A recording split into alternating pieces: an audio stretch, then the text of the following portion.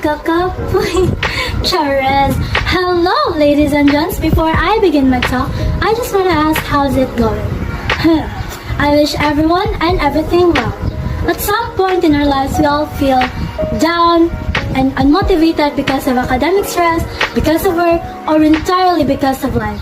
Well, lend me your ears because today, right at this moment, we are going to find the motivation amidst abolition. I am Glaiza, a second year BS psychology student, and I stand with helping people, especially my fellow students, to rekindle again the enthusiasm of their spiritual psyche. Every one of us crave for perfection, a life where everything is doing impeccably according to our terms. We all thirst for that flat one grades, to pass the academe, and to be a part of the Dean's Lister. We all thirst for a prosperous career, a perfect social life, a perfect everything, for a flawless future. Wishing that happiness is a permanent state that sadness could never replace, and being motivated is a magic that lasts.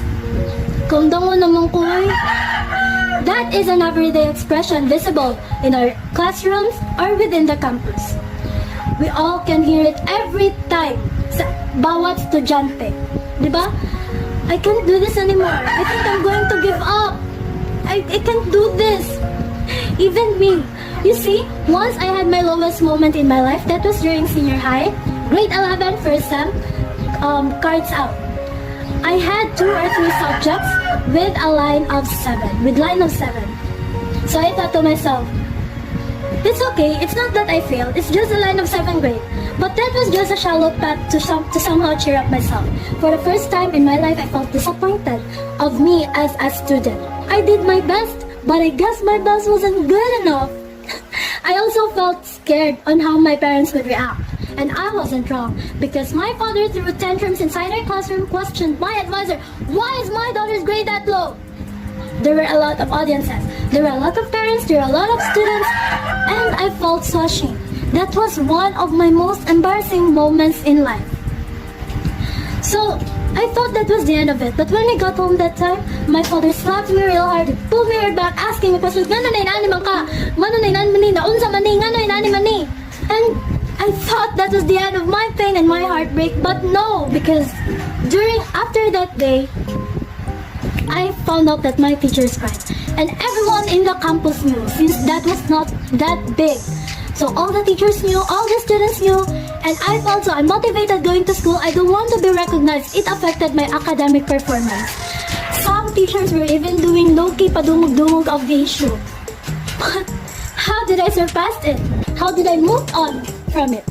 Come the 3rd day after the incident, I rationalized myself, I composed myself, I prayed to God, I asked for courage, and during dismissal time, I decided to approach my advisor, and luckily she was at the faculty office that time, and there were a few teachers na lang. I approached her, I asked for a minute for us to talk, and she agreed. I apologized for what happened, and she forgave me in an instant. She was a good teacher actually, and she told me to do better, to continue doing good in my studies, and dili na lang magpa-apekto, since my parents have a very high expectations on me. So that's it. Wala ko nag-rebel because of it, because of the academic pressure, and tungod sa ka-strict sa akong parents, wala jud ko nag-rebel. Instead, I find motivation from it to do better, and it actually worked. Because come the graduation of senior high, I graduated with flying colors. Ladies and gents, what I'm trying to say is that when you're in a situation of being unmotivatedly motivated, acknowledge your negative emotions. Embrace it, release it, give yourself some time to compose yourself and to be calm.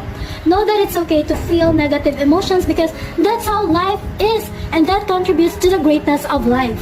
Dapat wala sa atong definition of terms ang muundang or to quit. Kanang di na nako kaya, dapat wala na sa atong definition of terms. Dapat kaya ni nako o kayahon ni nako. Everybody, say it with me. Kaya ni nako o kayahon ni nako. That's the spirit. To our future selves, to my future selves, and to your future self, dapat moving forward, dili na ta magpa-apekto o maayo sa tanang negativities in life. If there will come a point in life na feeling na to, dili na ko kaya, always remember the line, kaya ni nako o kayahon ni nako. You got this, kapwa estudyante. Laban lang.